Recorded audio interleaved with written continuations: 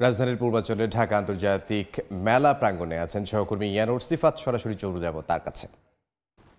ইয়ানুর, ২৯তম ঢাকা আন্তর্জাতিক বাণিজ্য মেলার আজ সপ্তম দিন এবং সপ্তাহ পেরোলেও কিন্তু এখন পর্যন্ত মেলা তেমন একটা জমে ওঠেনি। ১০টার দিকে আজকে মেলা প্রাঙ্গণ খুলে দেওয়া হয় এবং দর্শনার্থীরা তখন থেকে মেলা প্রাঙ্গণে ঢোকা শুরু করেন এবং এরপরে আমরা যতটুকু দেখেছি দর্শনার্থীরা মেলা ঘুরে দেখছেন, তারা কেনাকাটা তেমন একটা করছেন না এবং যারা কেনাকাটা করছেনও তারা দরদাম করে কেনাকাটা করছেন এবং ক্রেতার সংখ্যা তুলনামূলক কম।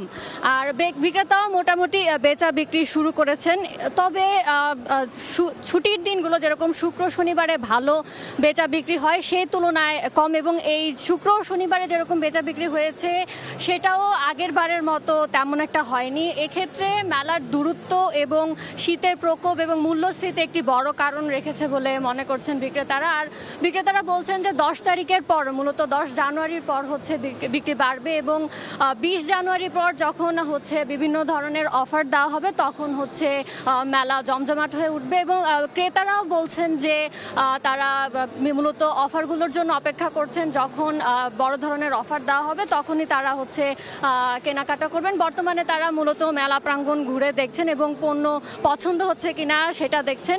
আর বিক্রেতারা যেটা বলছিলেন যে তুলনামূলক কম বিক্রি হচ্ছে আগের বছরের তুলনায়, তবে এটি বাড়বে। আর ক্রেতারা বলছেন যে দাম তুলনামূলক বেশি এবং ব্যতিক্রম ধর্মী যে পণ্যগুলো আছে সেগুলো তুলনামূলক কম। আর বাণিজ্য মেলার একটি বড় আকর্ষণ থাকে মূলত ইলেকট্রনিক্স পণ্য এবং আসবাব, এবং এই আসবাব পণ্যগুলোতে বর্তমানে ছাড় দেওয়া হচ্ছে এবং ক্রেতারা সেটি লুফে নিচ্ছেন, যতটুকু আমি বিক্রেতার সাথে কথা বলে বুঝতে পেরেছি।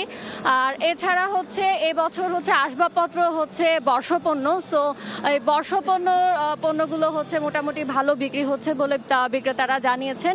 এবছর বাণিজ্য মেলার শেষ কয়েকদিনে শীতের প্রকোপ অনেকটা বেশি ছিল, যার কারণে ক্রেতা সমাগম মেলাতে কম আমরা দেখতে পেরেছি। তবে আজ এবং গতকাল শীতের প্রকোপ অনেকটা কমে যাওয়াতে ক্রেতা দর্শনার্থী বেড়েছে। এবছর বাণিজ্য মেলাতে ৩৫১টি দেশীয় স্টল রয়েছে এবং এর বাইরে 7টি দেশের 11টি প্রতিষ্ঠান মেলায় অংশগ্রহণ করেছে। এর মধ্যে পাকিস্তান, তুরস্ক এবং ভারত।